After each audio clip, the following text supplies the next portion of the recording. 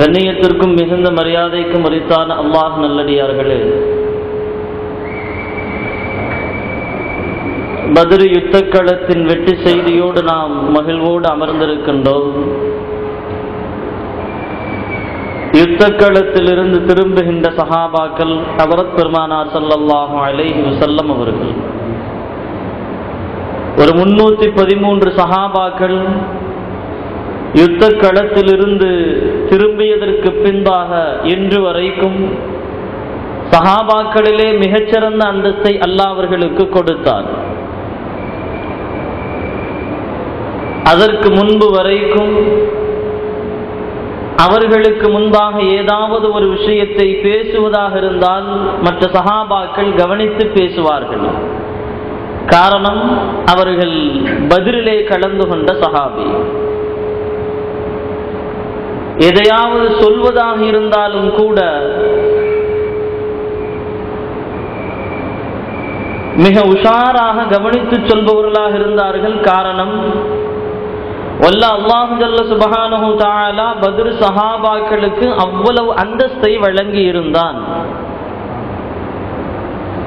நீங்க என்ன வேணாலும் செஞ்சுக்கங்க, உங்களுக்கு உங்களுடைய பாவங்கள் மன்னிக்கப்பட்டு விட்டது, நீங்கள் அனைவரும் சொர்க்கவாசிகள் என்று அல்லாஹ் பத்ருடைய சஹாபாக்களுக்கு சுபச்சோபனம் வழங்குகிறான். அது வரலாறின் நெடுகெங்கிலும் பார்க்கிறோம். சஹாபாக்கள் ஹயாத்தோடு இருக்கின்ற காலமெல்லாம் அவர்களிடத்திலே பேசுகின்ற நபர்கள் மிகுந்த கவனிப்போடு உஷாரோடு பேசியிருக்கிறாங்க. காரணம், பத்ர் சஹாபாக்களுக்கு அல்லாஹ் அந்த அந்தஸ்தை கொடுத்திருக்கிறான் என்பதற்காக வேண்டி. யுத்த களத்திலிருந்து திரும்புகின்ற பெருமானார் ஸல்லல்லாஹு அலைஹி வஸல்லம் அவர்களும் சஹாபாக்களும் களத்திலே 70 நபர்கள் வீழ்ந்தார்கள். அந்த 70 நபர்களையும் பத்ருடைய கிணத்திலே பெருமானார் ஸல்லல்லாஹு அலைஹி வஸல்லம் அவர்கள் தூக்கி போட்டுவிட்டு மதீனாவை நோக்கி முன்னோக்கி வருகின்றார்கள். வருகின்ற போது இஸ்லாமியர்களிடத்திலே 70 கைதிகளும் கனீமத் பொருள்களும் இருக்கின்றன. 70 கைதிகளும் கனீமத் பொருள்களும் அவர்களின் கைவசம் இருக்கின்றது. பெருமானார் ஸல்லல்லாஹு அலைஹி வஸல்லம் அவர்கள் பத்ருனுடைய அந்த கிணற்றிலே தூக்கி போட்டுவிட்டு பத்ரின் கிணத்திற்கு அருகாமையிலே நின்று கிணத்திற்கு உள்ளே பார்த்தவாறு பெருமானார் ஸல்லல்லாஹு அலைஹி வஸல்லம் அவர்கள் ஒரு சில பேச்சுக்களை பேசுகிறார்கள். அந்த பேச்சு சஹாபாக்களுக்கு ஆச்சரியத்தை தந்தது. காரணம், பெருமானார் ஸல்லல்லாஹு அலைஹி வஸல்லம் அவர்கள் மரணித்து சடலங்களாக இருக்கின்ற அந்த நபர்களுடன் பேசுகிறார்களே. சஹாபாக்கள் கேட்டார்கள், யா ரசூலல்லாஹ், சடலங்களோடு பேசிக் கொண்டிருக்கிறீர்களே, அவர்களுக்கு நீங்கள் உரையாற்றி கொண்டிருக்கிறீர்களே என்று சொன்னபோது பெருமானார் ஸல்லல்லாஹு அலைஹி வஸல்லம் அவர்கள் சொன்னார்கள், நான் சொல்லுகின்ற விஷயத்தை நீங்கள் வேண்டுமானாலும் சில வார்த்தைகளை கேட்காமல் தவறிவிடலாம், ஆனால் மரணித்து கிடக்கின்ற இந்த சடலங்களுக்கு அல்லாஹ் என்னுடைய பேச்சை கேட்க செய்கிறான். உங்களை விட அவர்கள் மிக உன்னிப்பாக கேட்கின்றார்கள். சொல்லிவிட்டு பெருமானார் ஸல்லல்லாஹு அலைஹி வஸல்லம் அவர்கள் மக்காவினுடைய குறைஷிகளாக இருந்த அந்த தலைவர்களின் பெயரை சொல்லி அழைக்கிறார்கள். யா அபா ஜஹல், யா உத்பா, யா ஷைபா என்கின்ற பெயரை சொல்லி அழைத்து கேட்கின்றார்கள் அந்த நபர்களிடத்திலே. உங்களுக்கு உங்களுடைய கடவுள் வாக்களித்தவற்றை நீங்கள் பெற்றுவிட்டீர்களா என்று சொல்லிவிட்டு பெருமானார் சொன்னார்கள், அன்னி வஜத்து மா வஅத ரப்பி, இறைவன் எனக்கு எதை தர வேண்டும் என்று வாக்குறுதி தந்தானோ அந்த வாக்குறுதியை நான் பெற்றுவிட்டேன். நீங்கள் யாரை நம்பி மக்காவிலிருந்து கிளம்பி வந்தீர்களோ அந்த உங்களுடைய கடவுள் உங்களுக்கு தர வேண்டிய வாக்குறுதியை நிறைவு செய்து விட்டதா என்று சொல்லிவிட்டு பெருமானார் ஸல்லல்லாஹு அலைஹி வஸல்லம் அவர்கள் திரும்புகிறார்கள். கண்ணியத்திற்குரிய அல்லாஹ்வின் நல்லடியார்களே, பொதுவாகவே ஜனாசாக்கள் வீட்டில் மரணத்தை விட்டு நாம் வைத்திருக்கின்ற ஜனாசாக்கள் நம்முடைய எல்லா விஷயங்களையும் பார்க்கிறது, எல்லா விஷயங்களையும் கேட்கிறது. பெருமானார் ஸல்லல்லாஹு அலைஹி வஸல்லம் அவர்களின் ஹதீஸ், கபரிலே அடக்கம் செய்துவிட்டு திரும்புகின்ற சமயத்திலே நம்முடைய காலின் செருப்பின் சத்தம் அத்தனையும் கேட்கும் கபரிலே இருக்கக்கூடிய அந்த ஜனாசாவிற்கு பெருமானார் ஸல்லல்லாஹு அலைஹி வஸல்லம் அவர்கள் சொன்னார்கள். கண்ணியத்திற்குரிய அல்லாஹ் நல்லடியார்களே, அந்த அடிப்படையில் தான் நாம் பார்க்கிறோம், நபிமார்கள், சஹாபாக்கள், இறைநேசர்கள், வலிமார்கள் அவர்களெல்லாம் மரணித்தும் மரணிக்காதவர்கள் என்கின்ற அந்தஸ்திலே அல்லாஹ் அவர்களை வைத்திருக்கிறார். யார் இறைநேசர்களாக இருந்தார்களோ அவர்களினுடைய கஃன் துணியை உட்பட மண் சாப்பிடவில்லை என்பது வரலாற்றிலே பல அத்தாட்சிகளை நாம் பார்க்கலாம். இன்றைக்கு பார்ப்போம். பதிலுடைய சஹாபாக்களுக்கு அல்லாஹ் எந்த அந்தஸ்தை கொடுத்தான்? அவர்களின் கஃன் துணி கூட இரத்த துளியிலிருந்து ஈரம் காயவில்லை, அப்படியே அவர்கள் இருந்தார்கள். வரலாற்றின் பின்னால் கலீஃபாக்களின் ஆட்சியிலே அதை பதிவு செய்கிறார்கள் இமாம்கள். அந்த அடிப்படையிலே நம்முடைய எல்லா பேச்சுக்களையும் முனாஜாத்துகளையும் மரணித்து கிடக்கின்ற நல்லோர்கள் கேட்கிறார்கள். காரணம், அவர்கள் மரணித்தும் மரணிக்காதவர்கள் இந்த அந்தஸ்தை பெற்றிருக்கிறார்கள். இந்த அடிப்படையிலே ஹஜ்ரத் பெருமானார் ஸல்லல்லாஹு அலைஹி வஸல்லம் அவர்கள் 70 கைதிகளுடன் மக்காவிற்குள்ளே வந்து 70 கைதிகளுடைய அப்படியே வைத்து விட்டு ஹஜ்ரத் அபூபக்கர், ஹஜ்ரத் உமர் அவர்களை அழைத்து ஒரு சில ஆலோசனை செய்கிறார்கள். கனிமத் பொருள்களை யார் யாரெல்லாம் எடுத்தார்களோ அப்படியே எடுத்துக்கொண்டு போயிட்டாங்க. சஹாபாக்கள் அவங்க கனிமத் பொருளை வச்சிருக்கிறாங்க. இப்பொழுது கைவசம் 70 கைதிகள் இருக்கிறார்கள், என்ன செய்யலாம்? ஹஜ்ரத் அபூபக்கர் ரலியல்லாஹு அன்ஹு அவர்கள் சொன்னார்கள், யா ரசூலல்லாஹ், அவர்கள் நமக்கு எதிரி, கைதிதான், ஆனால் அவர்கள் நம்முடைய உறவுக்காரர்கள், நம்முடைய மாமா மச்சான், வேற யாரும் இல்லையே, மன்னித்து விட்டு விடலாம், நீங்கள் மன்னித்து விட்டு விடுங்கள் யா ரசூலல்லாஹ், அல்லாஹ் அவர்களுக்கு நாடி நான் நேர்வழி காட்டட்டும், அவர்கள் தீனுக்குள் வரட்டும்ங்கிறாங்க. அடுத்து உமர் ரலியல்லாஹு அன்ஹு அவர்களை பார்த்து பெருமானார் ஸல்லல்லாஹு அலைஹி வஸல்லம் அவர்கள் கேட்கிறார்கள், அரா மா அரா அபூபக்கர். அபூபக்கர் ரலியல்லாஹு என்ன சொன்னாங்களோ பெருமானார் ஸல்லல்லாஹு அதவே செஞ்சுக்கலாம், வேற மாற்று கருத்தே இல்லைன்னு சொல்லிட்டு அடுத்த விஷயத்துக்கு வர்றாங்க. வரலாற்றை நம்ம பார்க்கலாம். ஹஜ்ரத் அபூபக்கர் ரலியல்லாஹு கொஞ்சம் வேகமானவங்க. பெருமானார் ஸல்லல்லாஹு அலைஹி வஸல்லம் அவங்ககிட்ட ஒரு யஹூதி நீதி கேட்டு வருகிறார். பெருமானார் ஸல்லல்லாஹு அலைஹி வஸல்லம் அவர்கள் சரியான தீர்ப்பை கொடுக்கிறாங்க அந்த யஹூதிக்கு. ஆனால் அந்த யஹூதி அந்த தீர்ப்பை ஏற்றுக்கல. நேரா எங்க வர்றான்? உமர் ரலியல்லாஹு இடத்துல வருகின்றான். உமரே, இந்த மாதிரி பெருமானார்கிட்ட வழக்கு, அந்த வழக்கு தீர்ப்பு சொல்லப்பட்டது, எனக்கு அதுல உடன்பாடு இல்லை, எனவே நீங்க தீர்ப்பு செய்யணும். உமர் ரலியல்லாஹு அவர்கள் சொன்னார்கள், நின்ற இடத்திலேயே அப்படியே வீட்டிற்குள் போய் திரும்ப வருகிறேன். உள்ள போனாங்க, வந்தாங்க, ஒரே வெட்டு, முடிஞ்சு போச்சு. சொல்லிட்டு சொன்னாங்க, பெருமானார் ஸல்லல்லாஹு அலைஹி வஸல்லம் அவர்களை பார்த்தா தீர்ப்பு செய்யவில்லை நீ சொல்ற, இந்த உலகத்திலே பெருமானார் தீர்ப்பு செய்யவில்லை என்று சொன்னால் வேற யார் நீதத்தோடு நடந்து கொள்வது? பெருமானாரின் மீது அவ்வளவு முஹப்பத்து, சற்று வேகத்தோடு செயல்படக்கூடிய சஹாபி ஹஜ்ரத் உமர் ரலியல்லாஹு அன்ஹு அவர்கள் முதல்ல இந்த வார்த்தையை சொல்லிட்டு அடுத்து சொல்றாங்க, யா ரசூலல்லாஹ், எங்க ஒரு 3 நபர்களுக்கு மட்டும் நீங்க அனுமதி தரணும். யார் யாருக்கு?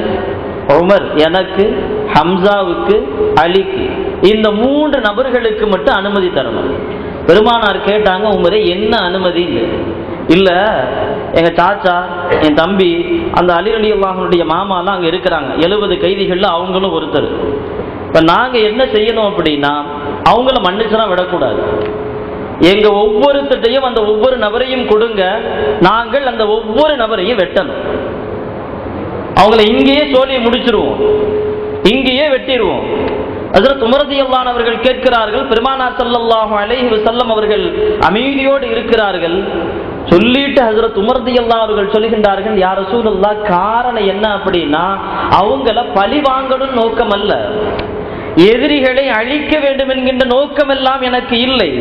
சொன்னார்கள், ஹத்தா யஅலம் அல்லாஹ் அன்னா லைஸ ஃபீ குலூபினா ஹவாதத்துன் லில் முஷ்ரிகீன். முஷ்ரிகீன்களின் விஷயத்திலே இந்த சஹாபிகளுக்கு, எங்களுக்கு எந்த கருணையும் இல்லை என்கின்ற விஷயத்தை அல்லாஹ்விடத்திலே நாங்கள் சொல்ல வேண்டும் நாளைய கியாமத்தில். இறைவா, உன்னை எதிர்த்தவர்களை எதிர்த்து போரிட்டோம், சிறை கைதிகளாக பிடித்து வைத்த போதிலும் கூட பெருமானாரிடத்திலே கேட்டு நாங்கள் கொலை செய்தோம். காரணம் பயந்தல்ல, எதிரிகளாக இருக்கிறார்கள் என்கின்ற நோக்கத்திற்காக வேண்டியெல்லாம் அல்ல. இவன் தீனை எதிர்த்தவன், பெருமானாரை எதிர்த்தவன், இவன் இனிமேல் உயிரோடு இருக்கக்கூடாது, அதனால் வெட்ட வேண்டும் யா ரசூலுல்லாஹ், அனுமதி தாருங்கள் கேட்கிறாங்க. ஹஜ்ரத் அப்துல்லா பின் ரவாஹா ரலியல்லாஹு சொல்கின்றார்கள், யா ரசூலுல்லாஹ், மன்னிக்கவும் வேணாம், வெட்டவும் வேணாம். 70 பேரையும் அழைத்து சென்று பாலைவனத்தில் ஒரு பெரிய குழியை தோண்டி குழிக்குள்ளே போட்டு நம்ரூத் எப்படி நெருப்பை மூட்டி ஹஜ்ரத் இப்ராஹிம் அலைஹிஸ்ஸலாம் அவர்களை உள்ள வச்சானோ அல்லாஹ்வுடைய நாட்டம் நெருப்பு குளிராக மாறியது. இந்த 70 நபரையும் உள்ள போட்டு கட்டைகள் எல்லாம் போட்டு நெருப்பு வச்சுட்டு வந்துடுறோம், 70 நபர்களும் கரிந்து சாம்பலாகட்டும் என்கின்றார்கள். ஹஜ்ரத் அப்துல்லா பின் ரவாஹா ரலியல்லாஹு அன்ஹு அவர்கள் பெருமானார் ஸல்லல்லாஹு அலைஹி வஸல்லம் அவர்கள் இந்த 3 நபர்களின் ஆலோசனையை கேட்டுட்டு ஒண்ணுமே சொல்லல. தகலல் ஃபீ தாஹில் பைத்தி, வீட்டுக்குள்ள போயிட்டாங்க. வீட்டுக்குள்ள போயிட்டு ஹஜ்ரத் பெருமானார் ஸல்லல்லாஹு அலைஹி வஸல்லம் அவர்கள் திரும்ப வருகிறார்கள். திரும்ப வந்து சொல்லுகின்றாங்க. சொல்லுகின்ற வார்த்தை ரொம்ப முக்கியமான வார்த்தை, கவனிப்போடு கேட்க வேண்டும். சஹாபாக்களை பெருமானார் ஸல்லல்லாஹு அலைஹி வஸல்லம் அவர்கள் ஒரு சில நபிமார்களோடு ஒப்பிட்டு சொல்கிறாங்க.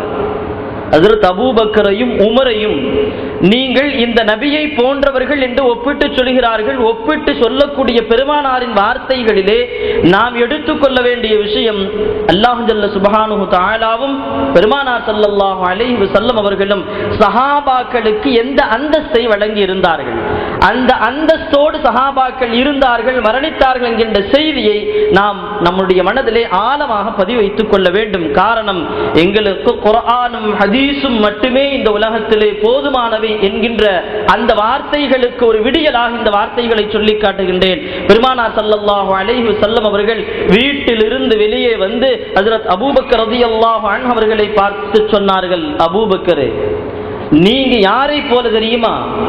இப்ராஹிம் அலைஹிஸ்ஸலாம் அவர்களை போல. யாரை போல? இப்ராஹிம் அலைஹிஸ்ஸலாம் அவர்களை போல. காரணம், இப்ராஹிம் அலைஹிஸ்ஸலாம் அவர்கள் வாழ்ந்த காலத்திலே அவர்களின் உம்மத்திற்கு தீனை எத்தி வைத்த போது அவர்கள் அந்த ஏகத்துவத்தை தீனை ஏற்கவில்லை. அப்பொழுது அல்லாஹ்விடத்திலே ஹஜ்ரத் இப்ராஹிம் அலைஹிஸ்ஸலாம் அவர்கள் துஆ செய்தார்கள், ஃபமன் தபிஅனி ஃபஇன்னஹு மின்னி வமன் அஸானி ஃபஇன்னக கஃபூருர் ரஹீம். இறைவா, உன்னுடைய ஏகத்துவத்தை எத்தி வைத்தேன், பின்பற்றாத நபர்களை பற்றி எல்லாம் உன்கிட்ட குறை சொல்லல, தண்டனை கொடுலாம் நான் கேட்கல. ஆனா இப்ராஹிம் அலைஹிஸ்ஸலாம் என்ன கேட்டாங்க? ஒமன் தபிஅனி ஃபஇன்னஹு மின்னி, யார் என்னை பின்பற்றி வருகிறார்களோ அவர் என்னை சார்ந்தவர். ஒமன் அஸானி, யார் எனக்கு மாறு செய்கிறாரோ, இறைவா அவர் தெரியாம பண்ணிட்டாரு, ஃபஇன்னக கஃபூருர் ரஹீம், நீ அவர்களை மன்னித்து விடு இறைவா என்று இப்ராஹிம் அலைஹிஸ்ஸலாம் அவர்கள் அல்லாஹ்விடத்திலே துஆ செய்தார்களே, அந்த இப்ராஹிம் நபியை போன்று அபூபக்கரே நீங்கள் என்றார்கள் பெருமானார் ஸல்லல்லாஹு அலைஹி வஸல்லம். அடுத்தும் சொன்னாங்க, இப்ராஹிம் அலைஹிஸ்ஸலாம் அவர்களை போன்றும் தான் அபூபக்கரே நீங்கள் ஈசா அலைஹிஸ்ஸலாம் அவர்களை போன்று. ஏன்? ஹஜ்ரத் ஈசா அலைஹிஸ்ஸலாம் அவர்களுக்கு அவர்களின் அந்த சமூகம் மாறு செய்த போது அவர்கள் அல்லாஹ்விடத்திலே கேட்ட துஆ, இன் துஅஸிபுஹும் فإنهم عبادك وإن تغفر لهم فإنك أنت العزيز الحكيم. இறைவா, நான் ஏகத்துவத்தை எத்தி வைத்தேன், மாறு செய்திருக்கின்றார்களே, அவர்களெல்லாம் எனக்கு எதிரிகள் அல்ல, அவர்களை எந்த காரணத்தை கொண்டும் நீ தண்டித்து விடக் கூடாது.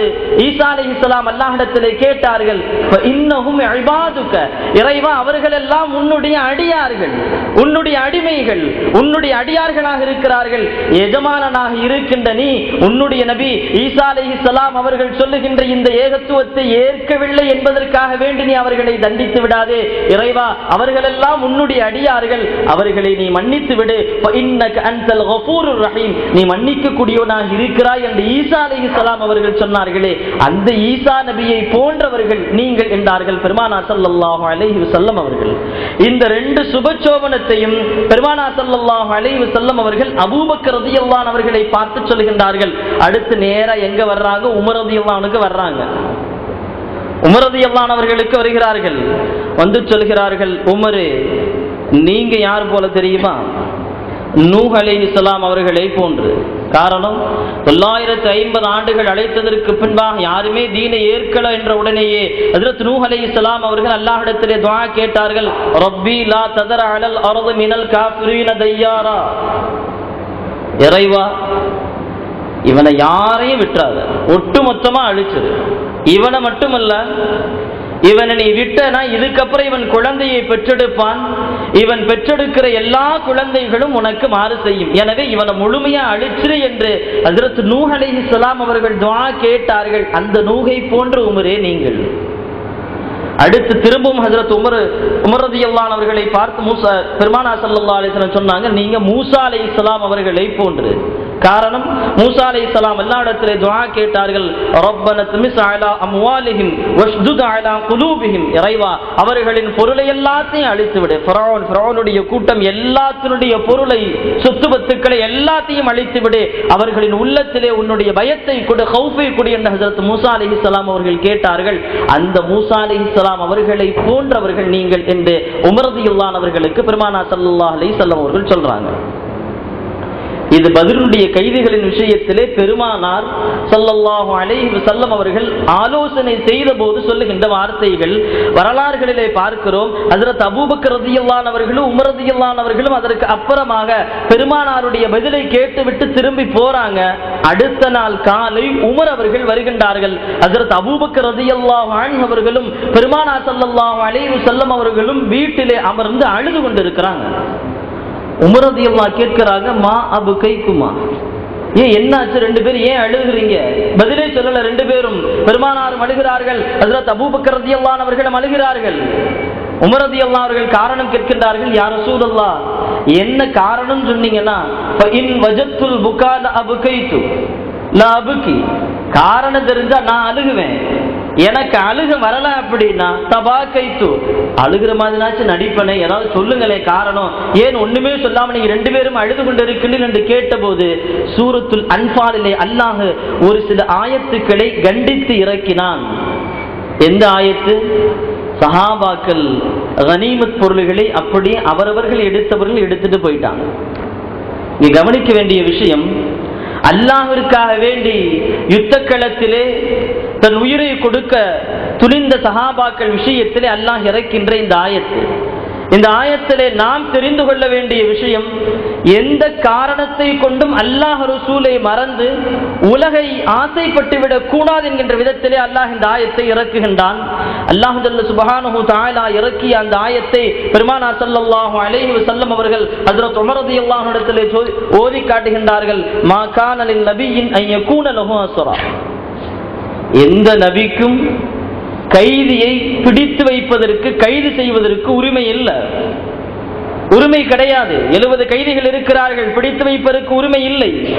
அல்லாஹ் அப்படியே சொல்லிட்டே வருகின்றான். அந்த ஆயத்தினுடைய தொடர்ச்சியிலே, கனிமத் பொருள்களை எல்லாம் அவங்கவுங்க கொண்டு போய் வச்சுக்கிட்டீங்க, கனிமத் உங்களுக்கு சொந்தமானதல்ல, அது இறைவனுக்கு சொந்தமானது. அது நபியினுடைய கையிலே இருக்க வேண்டும். அவர்கள் யாருக்கு விருப்பப்படுகிறார்களோ அவர்கள் விருப்பப்பட்ட நபர்களுக்கு பகிர்ந்து கொடுப்பார்களே தவிர எடுத்த நபர்கள் வைத்துக் கொள்வது தவறு. அல்லாஹ் கண்டித்த ஆயத்தை இறக்குகிறான். அல்லாஹ் சொல்லி காட்டுகின்றான், துரீதூன அர்தத் துன்யா, நீங்கள் உலகத்தின் பொருள்களின் மீது ஆசைப்பட்டு விட்டீர்கள், ஆனால் அல்லாஹ் உங்களுடைய விஷயத்திலே எதை நாடுகிறான்? யுரீதுல் ஆகிரத வல்லாஹு அஸீஸுன் ஹகீம், அல்லாஹ் உங்களுக்கு மறுமையிலே நற்கூலி தருவதற்காக வேண்டி மறுமையை ஆசைப்படுகிறான். ஆனால் நீங்கள் மாறாக உலகத்தினுடைய பொருள்களை ஆசைப்பட்டு விட்டீர்கள் கண்டிச்சிட்டு அல்லாஹ் அடுத்த ஆயத்தை இறக்குகிறான். லௌலா கிதாபும் மினல்லாஹ் சபக லமஸ்ஸகும் ஃபீமா அஹத்தும் அதாபுன் அதீம். அல்லாஹ் அடுத்த ஆயத்தை இருக்கிறான், இதை நான் மன்னிச்சு விட்டுறேன். காரணம் என்ன? பெருமானார் ஸல்லல்லாஹு அலைஹி வஸல்லம் அவர்கள் ஹதீஸிலே சொல்லி காட்டுகின்றார்கள், மற்ற எந்த நபிமார்களுக்கும் அல்லாஹ் ஒரு சில விசேஷ தன்மைகளை கொடுக்கவில்லை, எனக்கும் என்னுடைய உம்மத்திற்கு மட்டும் ஒரு சில தனிச்சிறப்புகளை கொடுத்தான். அதுல ஒன்று என்ன? போரிலே கிடைக்கக்கூடிய கனிமத் பொருள்களை என்னுடைய உம்மத்தை எடுத்து பயன்படுத்தலாம் என்கின்ற அனுமதி. அல்லாஹ் ஜல்ல சுப்ஹானஹு தஆலா சொல்லுகிறான், பெருமானார் ஸல்லல்லாஹு அலைஹி வஸல்லம் அவர்கள் சொல்லிவிட்டார்கள், என்ன கனிமத் பொருள்கள் எங்களுக்கு ஹலாலாக்கி இருக்கிறான் என்ற அந்த வார்த்தை மட்டும் பெருமானார் முன்னாடி சொல்லியிருக்க இல்ல அப்படின்னா இன்றைக்கு நீங்கள் கனிமத்தை எடுத்ததற்காக வேண்டி உங்களை நான் தண்டித்திருப்பேன் என்கின்றான் அல்லாஹ் ஜல்ல சுப்ஹானஹு தஆலா. இந்த வார்த்தையை கேட்டுவிட்டு தான் இந்த ஆயத்து இறங்கியதற்கு பின்பாகத்தான் உமரே நாங்கள் அழுது கொண்டிருக்கிறோம் என்றார்கள் பெருமானார் ஸல்லல்லாஹு அலைஹி வஸல்லம் அவர்கள். கண்ணியத்திற்குரிய அல்லாஹ் நல்லடியார்களே, அல்லாஹ்விற்காக வேண்டி உயிரை கொடுக்க தியாகம் செய்ய முன்வந்த சஹாபாக்களின் விஷயத்திலே நீங்கள் அணுவளவும் உலகத்தை பிரியப்பட்டுவிடக் கூடாது என்கின்ற விதத்திலே அல்லாஹ் இந்த ஆயத்தை இறக்குகிறார். சஹாபாக்களுக்கு வந்த கண்டன ஆயத்து இது, எச்சரித்து இறக்கப்பட்ட ஆயத்து இது. ஆனால் நம்முடைய விஷயத்திலே முழுக்க முழுக்க நாம் உலகத்தோடு மட்டுமே இருக்கிறோம். குர்ஆன் ஹதீஸ் தீன் தொழுகை எல்லாம் அப்புறம், ஆனால் முழுக்க முழுக்க உலகத்தோடு மட்டும் நான் இருக்கிறோம்.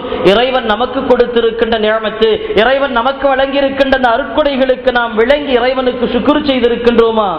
இந்த பதிலுடைய இந்த அல்பாலுடைய ஆயத்துக்களை சற்று தூரநோக்கு சிந்தனையோடு நாம் ஆய்வு செய்து நாம் அமல் செய்ய வேண்டும். வல்ல அல்லாஹ் ஜல்ல சுப்ஹானஹு தஆலா நம்மை அப்படி விளங்கி அமல் செய்யக்கூடிய கூட்டமாக அல்லாஹ் நம்மை ஆக்கியருள் புரிய வேண்டும். கைதிகள்லாம் வர்றாங்க, பெருமானார் ஸல்லல்லாஹு அலைஹி வஸல்லம் ரெண்டு முடிவு செய்யறாங்க. அல்லாஹ் உத்தரவு கொடுத்துட்டா, நீங்க பெருமானாரை நீங்க என்ன விரும்புறீங்களோ செய்யுங்க. நமக்கு தெரியும், கைதிகள் யாருக்கு பணம் இருக்கோ பணத்தை கொடுத்து விடுதலை ஆயிக்குங்க. பணம் இல்லைன்னா யாராவது கல்வியை கற்றிருந்தீர்களா, அவங்க மதீனாவுடைய குழந்தைகளுக்கு நீங்கள் கற்ற கல்வியை கற்றுக் கொடுத்து விட்டு விடுதலை ஆகிக் கொள்ளலாம். பெருமானார் ஸல்லல்லாஹு அலைஹி வஸல்லம் அவர்களுடைய உத்தரவு. இப்பொழுது ஹஜ்ரத் அப்பாஸ் ரலியல்லாஹு அன்ஹு அவர்கள் இஸ்லாத்திற்கு வந்திருந்தாங்க, ஆனா இஸ்லாத்தை வெளிப்படுத்தல.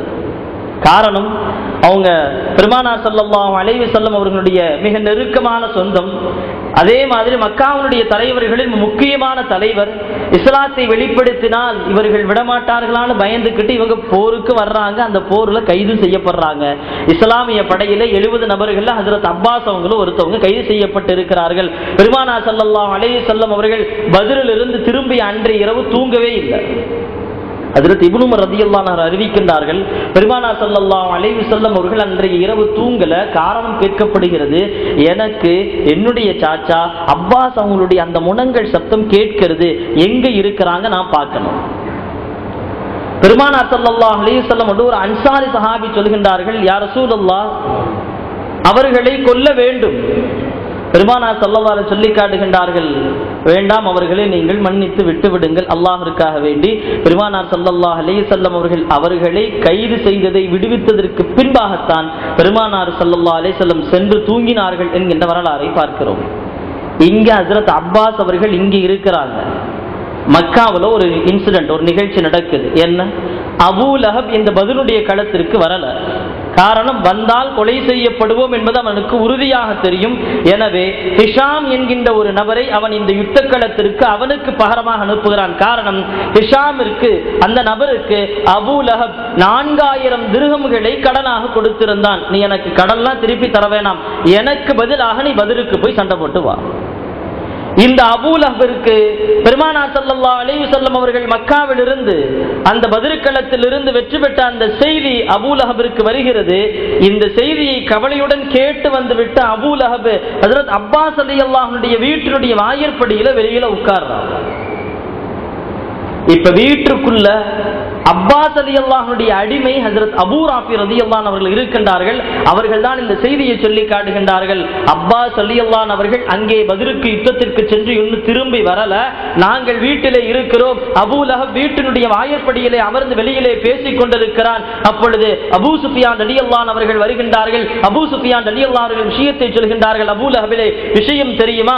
இப்படி நம்முடைய படை தோர்த்து விட்டதாம், நம்முடைய தலைவர்கள் எல்லாம் கொல்லப்பட்டு விட்டார்களாம் என்று சொன்னபோது அபூ லஹப் சொன்னான், முஹம்மது ஸல்லல்லாஹு அலைஹி வஸல்லம் அவர்கள் என்ன செய்யணும் நாடுகிறாரோ என்ன வேணாலும் செய்யட்டும், ஒன்றும் பிரச்சனை இல்லை. ஆனால் எனக்கு ஒரே ஒரு சந்தேகம், வானத்திலிருந்து யாரோ வந்தாங்களாம் குதிரையில, நம்முடைய தலைவர்கள் நம்முடைய படைகளை எதிர்த்து சண்டை போட்டாங்களாமே, அந்த மனிதர்கள் யாருன்னு எனக்கு தெரியலையே என்று அபூ லஹப் ஆச்சரியத்தோடு சொன்னபோது வீட்டுக்குள்ளே இருக்கின்ற ஹஜ்ரத் அபூ ராஃபி ரலியல்லாஹு அன்ஹு அவர்கள் வீட்டின் திரையை திறந்து சொல்கின்றார்கள், அவங்க வேற யாரும் இல்ல, அல்லாஹ் மலக்குகளை அனுப்பி வச்சான்.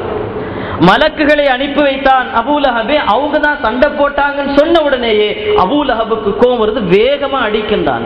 கீழே விழுகின்றார்கள். ஹஜ்ரத் அபூ ராஃபி ரலியல்லாஹு அன்ஹு அவர்கள் திட்டுகிறார்கள் அபூ லஹபை. கீழே படுத்திருந்த அபூ ராஃபி ரலியல்லாஹு அன்ஹு அவர்களை அபூ லஹப் மேலே ஏறி அடிக்கிறான், கழுத்தை பிடித்து நெருக்கிறான். வீட்டில் ஹஜ்ரத் அப்பாஸ் ரலியல்லாஹுடைய மனைவி உம்முல் ஃபதுல் ரலியல்லாஹு அன்ஹா அவர்கள் இருக்கிறார்கள். வருகிறார்கள். வந்து கையில ஒரு கல்லை எடுத்து நேரா அபூ லஹபுடைய தலையில அடிக்கிறாங்க. ரத்தம் வழிந்தோடுகிறது.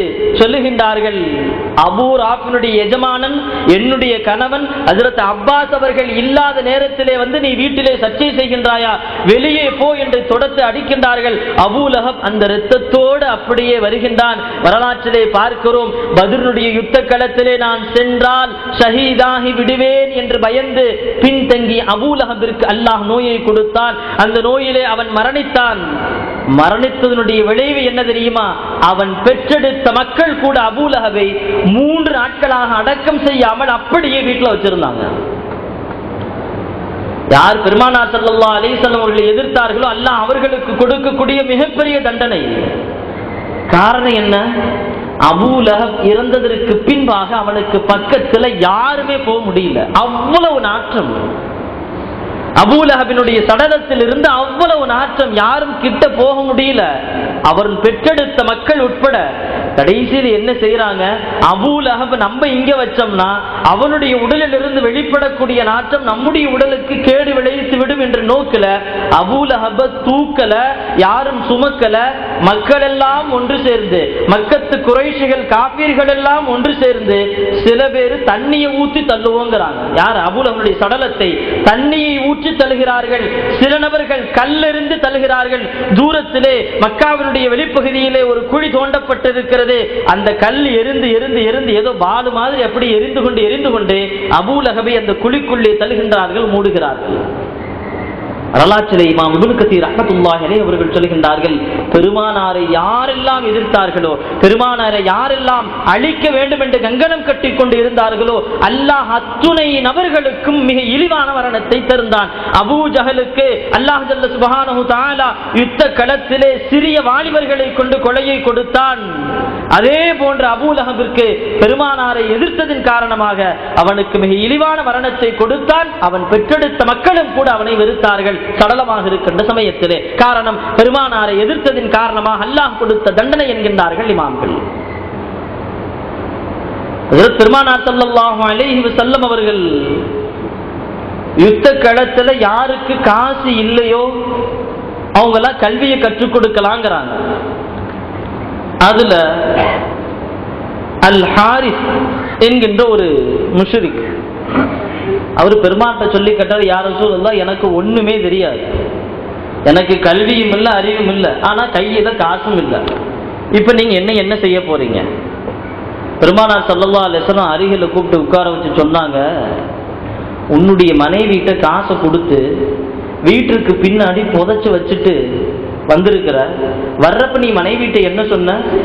பெருமானார் சொல்லி காட்டுறாங்க. அந்த ஹாரிஸ் என்கின்ற முஷ்ரிக்கிட்ட பெருமானார் சொல்லி காட்டுகின்றார்கள், காசு இல்லைங்கிற, அறிவு இல்லைங்கிற, ஆனால் நீ யுத்தத்திற்காக வேண்டி வருகின்ற சமயத்துல உன்னுடைய மனைவிடத்திலே சொல்லிவிட்டு வந்தாய், நம் வீட்டுக்கு பின்னாடி கொஞ்சம் காசு பணத்தை புதைச்சு வச்சிருக்கிற, நான் இந்த போர்ல செத்துட்டேன் அப்படின்னா நம்முடைய இந்த காசை நம்முடைய குழந்தைங்களுக்கு நீ பங்கு வச்சு கொடுத்துருன்னு நீ சொல்லிட்டு வந்திருக்கிறேன்னு சொன்ன போது உடனே பெருமானார் ஸல்லல்லாஹு அலைஹி வஸல்லம் கையை பிடித்து சொன்னார், யா ரசூலல்லாஹ், இன்னக அன்த ரசூலுல்லாஹ், நீங்க அல்லாஹ்வுடைய தூதர், நான் ஏற்றுக்கொள்கிறேன், எனக்கு கலிமா சொல்லித்தாங்க, நான் முஸ்லீமாக ஆகின்றேன். அந்த செய்தியை கேட்டவுடனேயே பெருமானாரின் கையை பிடித்த அந்த நபர் இஸ்லாத்திற்கு வந்தார்கள் என்ற வரலாற்றை பார்க்கிறோம். அல்லாஹ் ஜல்ல சுப்ஹானஹு தஆலா யாருக்கெல்லாம் இஸ்லாத்திற்கு வர வேண்டும் என்கின்ற நாட்டத்தை அல்லாஹ் நாடுகின்றானோ, இப்படி பெருமானார் ஸல்லல்லாஹு அலைஹி வஸல்லம் அவர்களின் மூலமாக ஒரு சில முஅஜிசாக்களை வெளிப்படுத்தினான். அந்த முஅஜிசாக்கள், அற்புதங்கள் அவர்களுடைய உள்ளத்தை ஈர்த்தது. அவர்கள் இஸ்லாத்தை ஈற்றார்கள், இஸ்லாத்தை ஏற்றுக்கொண்டார்கள் என்ற வரலாறை பார்க்கிறோம். அல்லாஹ் ஜல்ல சுப்ஹானஹு தஆலா பத்ரிலே கலந்து கொண்ட அத்துணை சஹாபாக்களுக்கும் பல்வேறு விதமான சிறப்புகளை தந்திருக்கின்றான் என்கின்ற வரலாற்றை பார்க்கிறோம். ஹஜ்ரத் காலித் ரலியல்லாஹு அவர்களை பற்றி அப்துல்லா பின் ரவாஹா ரலியல்லாஹு அவர்கள் பெருமானாட்ட ஒரு சின்ன முறையீடு, யா ரசூலல்லாஹ், காலித் பின் வலீத் ரலியல்லாஹு அவர்கள் எப்ப பார்த்தாலும் எனக்கு சண்டை போட்டுக்கிட்டே இருக்கிறாங்க, ஏதாவது பிரச்சனை வந்துகிட்டே இருக்கு எங்க 2 பேத்துக்கு மத்தியில. பெருமானார் ஸல்லல்லாஹு அலைஹி வஸல்லம் அவர்கள் காலித் ரலியல்லாஹு அவர்களை கூப்பிட்டு சொல்லுகின்றார்கள், காலிது, ஏன் இப்படி பிரச்சனை பண்றீங்க, ஏன் சண்டை பண்றீங்க, சண்டையெல்லாம் போடாதீங்கன்னு சொல்லிட்டு அடுத்து சொல்லுகின்ற வார்த்தை என்ன தெரியுமா? அப்துல்லா இப்னு ரவாஹா மிம்மன் ஷஹீத பத்ர், அவர் பத்ர் யுத்தத்திலே கலந்து கொண்ட சஹாபி, அவருக்கு நீங்க என்ன செய்யணும், கண்ணியம் செய்யணும், அவர்கிட்ட நீங்க சண்டையெல்லாம் போடாதீங்கிறாங்க. சொல்லிட்டு அப்துல்லா பின் ரவாஹா ரலியல்லாஹு அவர்களுக்கு பெருமானார் ஸல்லல்லாஹு அலைஹி உபதேசம் செய்யறாங்க, நீங்க திருப்பி அவங்கள்ட்ட சண்டையெல்லாம் போடாதீங்க, காரணம் காலித் ரலியல்லாஹு அவர்கள் அல்லாஹ்வுடைய வாளாக இருக்கிறாங்க, நீங்க சண்டை போடாதீங்க என்கின்ற உபதேசத்தை பெருமானார் ஸல்லல்லாஹு அலைஹி சொல்லி காட்டுகின்றார்கள். பத்ருடைய யுத்தத்திற்கு பின்பாக பார்க்கிறோம், அல்லாஹ் பத்ருடைய சஹாபாக்களுக்கு அவ்வளவு அந்தஸ்தை தந்தான். நம்ம சொல்றோமா இல்லையா, பார்த்து நடத்துக்க எம்எல்ஏ வீட்டு பையன், எம்பி வீட்டு பையன் கையை வச்சா வேற மாதிரி ஆயிப்போன்னு சொல்றோமா இல்லையா? அந்த மாதிரி சஹாபாக்கள் அன்றைய காலத்திலே பத்ரு சஹாபாக்களுடைய விஷயத்துல ரொம்ப உஷாரோடு இருந்தா, கவனிப்போடு இருந்தா. காரணம், அல்லாஹ்வே அவர்களுக்கு முழுமையாக மன்னிப்பை வழங்கி விட்டான், அவர்களுக்கு சொர்க்கம் என்று அல்லாஹ் உறுதியை கொடுத்து விட்டான். ஆனால் இப்படி இருக்கக்கூடிய தருணத்திலே இவங்க விஷயத்துல கொஞ்சம் கேர்லெஸ்ஸா நடந்தோம்னா அல்லாஹ் நம்மை கோபித்துக் கொள்வானோ என்கின்ற பயம் எல்லா சஹாபாக்களுக்கும் இருந்தது. வரலாறிலே பார்க்கிறோம், ஒரு அன்சாரி சஹாபி வருகின்றார் பெருமானார் ஸல்லல்லாஹு அலைஹி வஸல்லம் இடத்திலே. என்ன கேட்டு வர்றாங்கன்னா, யா ரசூலுல்லாஹ் இதன் லீ அன் அல்ரிப உனுக அம்மி, என்னுடைய சச்சாவை நான் கொல்லணும். அவர் முஸ்லீம் தான், ஆனால் கொல்லணும். பெருமானார் ஸல்லல்லாஹு அலைஹி வஸல்லம் காரணம் கேட்கிறாங்க, ஏன் உங்களுடைய சச்சாவை கொல்லணும்னு ஆசைப்படுறீங்க? யா ரசூலுல்லாஹ் அவங்க முஸ்லீம் தான், ஆனால் இப்பொழுது முனாஃபிக்காக மாறி போயிட்டாங்க. முனாஃபிக்காக மாறிய நபர் முஸ்லீம் என்று பெயரளவிலே சொல்லிக் கொண்டு நம்முடைய கூட்டத்தில் இருக்க வேண்டும் என்ற அவசியம் இல்லை. எனவே என்னுடைய சச்சாவை நான் என் வாளால் வெட்ட வேண்டும், அனுமதிதார்கள் என்று கேட்டு வந்தபோது ஹஜ்ரத் பெருமானார் ஸல்லல்லாஹு அலைஹி வஸல்லம் அவர்கள் சொன்னார்கள், இன்ன அம்மக மிம்மன் ஷஹித பத்ரன், உன்னுடைய சச்சா யாருன்னு தெரியுமா? நீ அசால்ட்டா வந்து உன்னுடைய சச்சாவை வெட்ட வேண்டும் என்று அனுமதி கேட்டுக் கொண்டிருக்கிறாய். உன்னுடைய சச்சா பத்ருடைய யுத்தத்திலே கலந்து கொண்ட சஹாபிகளிலே ஒருவர்.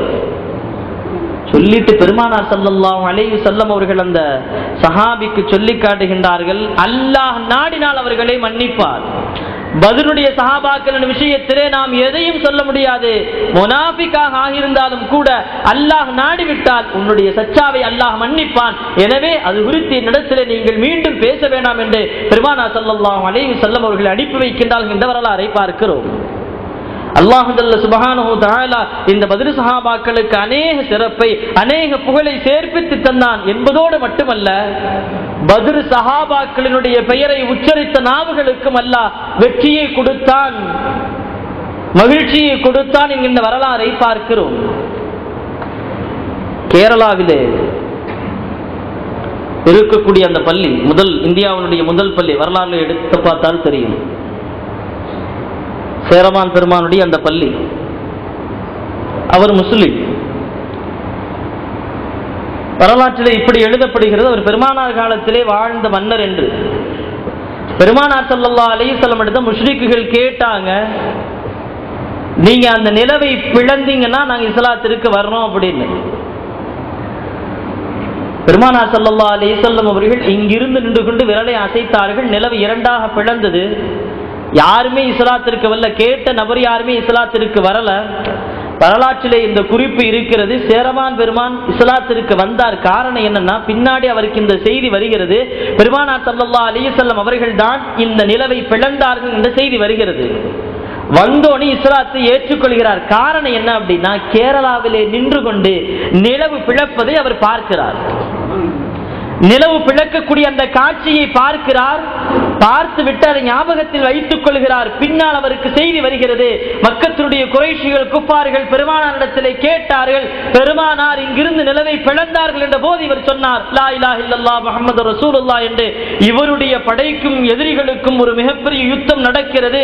எதிரி படைகள் இவருடைய படையை மிஞ்சுகின்ற சமயத்திலே, இவருடைய படையை வீழ்த்த வருகின்ற சமயத்திலே அல்லாஹ்விடத்திலே துஆ கேட்கின்றார், இறைவா 313 பத்ரு சஹாபாக்களுடைய பெயரின் பொருட்டால், அவர்கள் கலந்து கொண்ட அந்த யுத்தத்தின் பொருட்டால், அவர்களின் வரக்கத்தின் பொருட்டால் உன்னிடத்திலே நான் கேட்கிறேன், இந்த எதிரிகளிடமிருந்து எனக்கு பாதுகாப்பையும் வெற்றியும் இந்த யுத்தத்திலே இறைவானை தர வேண்டும் என்கின்ற துஆவை அல்லாஹ்விடத்திலே கேட்கிறார். வரலாறுகளிலே பதியப்பட்ட செய்தி, அந்த யுத்தத்திலே வெற்றி கிடைத்தது.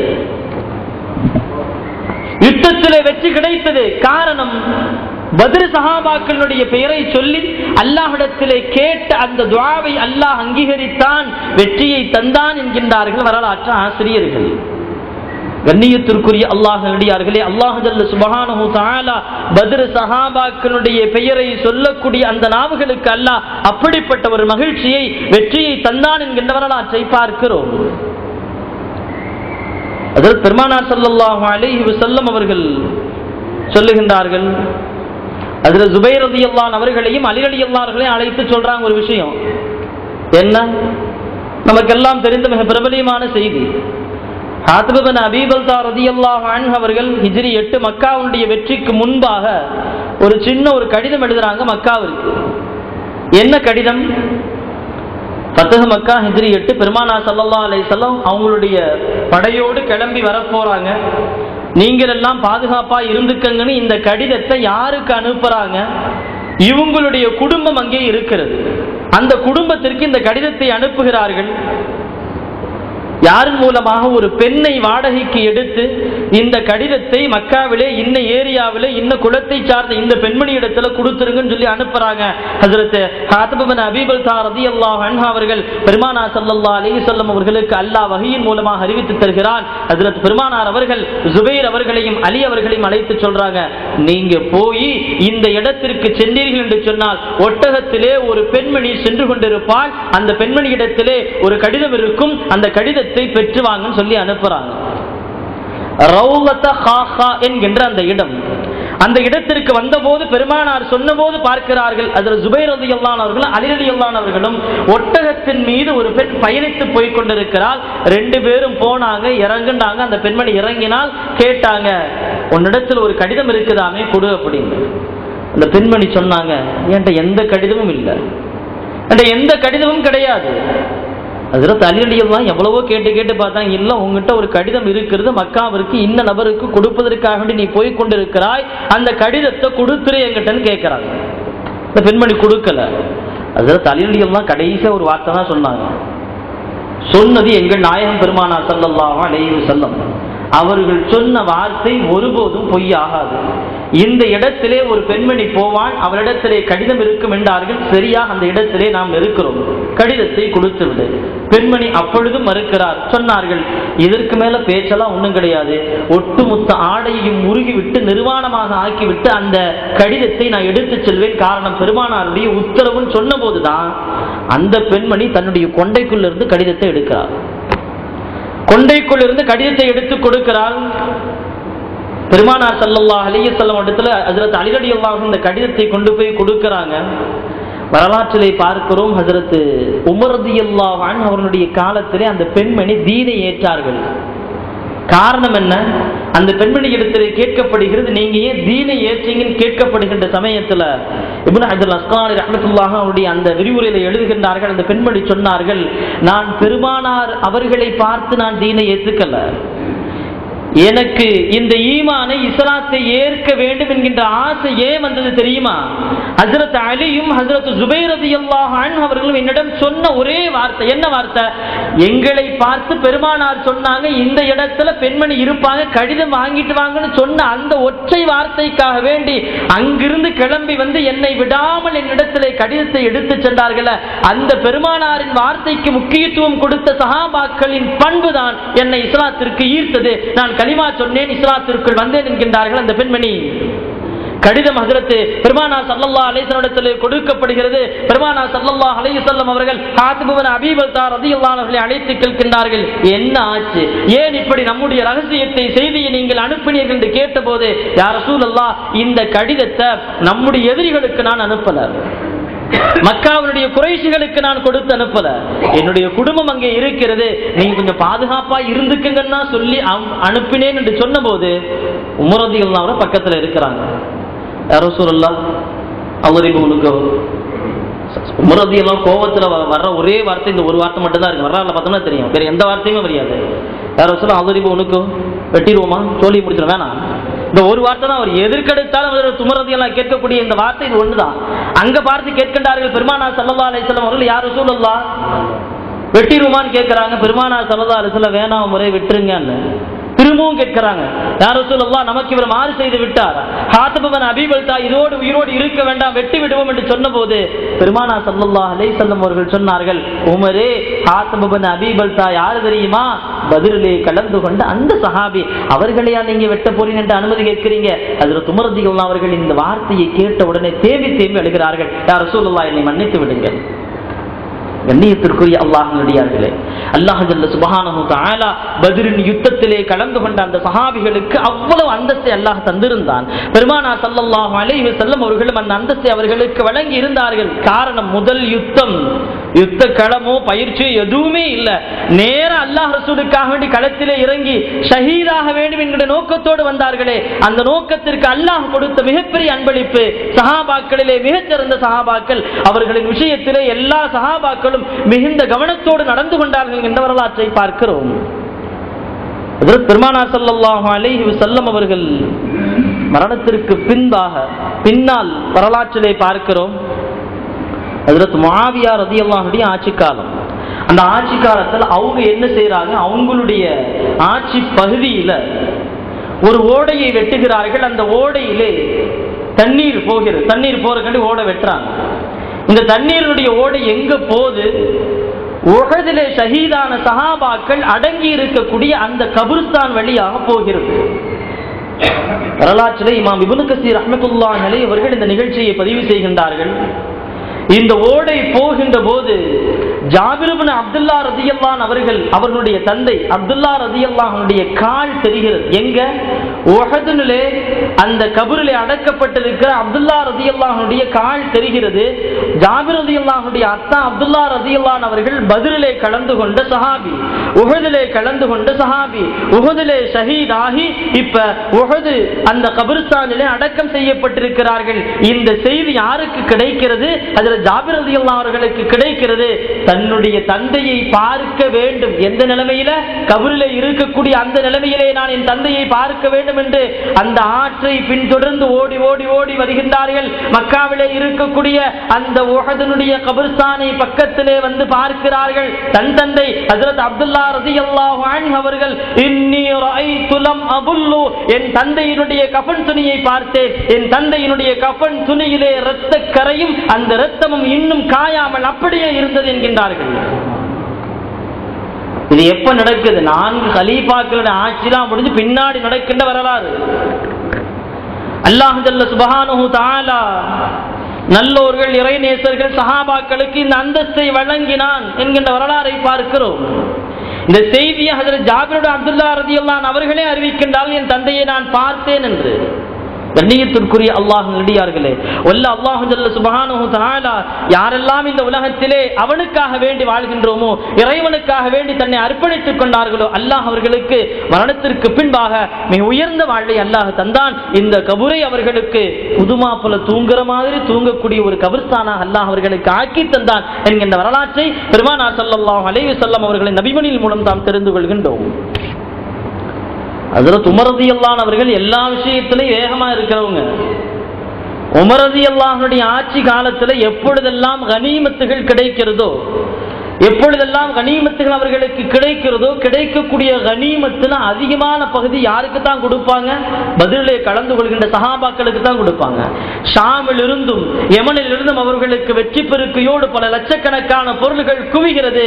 ஹஜ்ரத் உமர் ரலியல்லாஹு அன்ஹு அவர்கள் அந்த பொருளை பத்ரிலே கலந்து கொண்ட சஹாபாக்களுக்கு 5000 திர்ஹம் கொடுக்கிறான் ஒவ்வொரு சஹாபாய்க்கும். காரணம், இவங்க பத்ரில கலந்து கொண்ட சஹாபி. அல்லாஹ் ஜல்ல சுப்ஹானஹு தஆலா இவர்களுக்கு உயர்ந்த அந்தஸ்தை தந்திருக்கிறான்.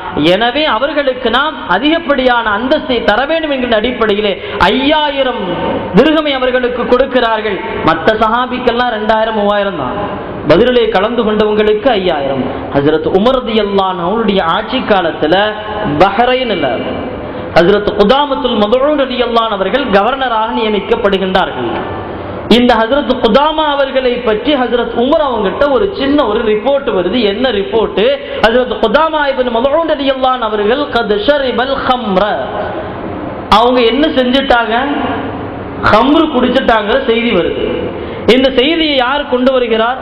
ஹாரூதுல் அபிதி என்கின்ற ஒரு நபர் ஹஜ்ரத் உமர் ரலியல்லாஹு அன்ஹு அவர்களிடத்திலே பஹ்ரைனில் இருந்து கொண்டு வருகிறார். ஹஜ்ரத் உமர் ரலியல்லாஹு அன்ஹு அவர்கள் ஏற்றுக்கல, நடந்திருக்காது அப்படிங்கிறாங்க. வேற யாராவது சாட்சி இருக்கிறாங்களா? சொன்னாங்க, ஹஜ்ரத் அபூ ஹுரைரா ரலியல்லாஹு அன்ஹு அவர்கள் சாட்சி இருக்கிறாங்க. கூப்பிட்டு கேட்கிறாங்க, அபூ ஹுரைராவே என்ன? அமீருல் முஃமினீன் அவர்களே, எங்களுடைய கலீஃபா அவங்க நான் குடிச்சலாம் பார்க்கல, அது எனக்கு தெரியல, ஆனால் அவங்க போதையில வாந்தி எடுத்ததை நான் பார்த்தேங்கிறாங்க. போதையில வாந்தி எடுத்ததை நான் பார்த்தேன்.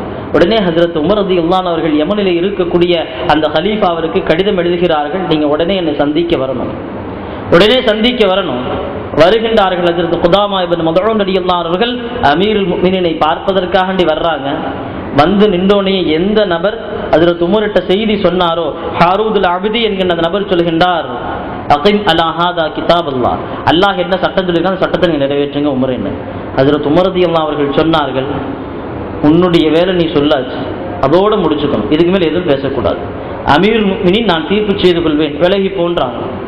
திரும்பவும் அமைதியாக இருக்கின்றார்கள். திரும்பவும் அந்த மனிதன் சொல்கின்றார் ஹஜ்ரத் உமர் ரலியல்லாஹு அன்ஹு இடத்திலே, அகிம் அலா ஹாதா ஹத்தல்லாஹ், அல்லாஹ்வுடைய ஹத்தை கசையடியை கொடுங்கள் உமரே என்று சொன்னபோது ஹஜ்ரத் உமர் ரலியல்லாஹு அவர்கள் கோபப்படுகின்றார்கள். இப்ப ஹஜ்ரத் அபூ ஹுரைரா ரலியல்லாஹு அவர்கள் கேட்கின்றார்கள், அமீருல் முஃமினீன் அவர்களே, அவர் குடித்தார், நாங்க 2 பேர் சாட்சி சொல்லி இருக்கிறோம், நீங்க சட்டத்தை நிறைவேற்றுங்க, அவருக்குண்டான தண்டனையை கொடுங்க. நாங்க சொல்லுகின்ற இந்த சாட்சியை நீங்கள் ஏற்கவில்லை என்றாலும் அவங்களுடைய மனைவி உம்முல் ஃபதுல் பஹ்ரைனிலே இருக்கிறார்கள், அவர்களிடத்திலே நீங்கள் கேட்டு நீங்கள் செய்து கொள்ளுங்கிறாங்க. மனைவி மக்காவிற்கு கொண்டு வருகின்றார்கள், கேட்கிறாங்க, உண்மையா? ஆமாம் உண்மை, ஆமாம் நடந்தது உண்மைதான். இப்ப ஹஜ்ரத் உமர் ரலியல்லாஹு அன்ஹு அவர்கள் சொல்கின்றார்கள், மக்களுக்கு முன்னால் ஹஜ்ரத் குதாமா இப்னு மதுஊன் ரலியல்லாஹு அன்ஹு அவர்கள் நிப்பாட்ட வைக்கப்பட்டு கேட்கின்றார்கள், என்ன தண்டனை கொடுக்கலாம் என்று கேட்டபோது மக்கள் எல்லாம் சொன்னார்கள், குதாமா இப்னு மதுஊன் அவர்கள் இப்பொழுது உடல்நிலை சரியில்லாமல் இருக்கின்றார்கள், அமீருல் முஃமினீனே உடல்நிலை சரியானதுக்கு அப்புறம் தண்டனை கொடுக்கலாம் அன்சர்றாங்க.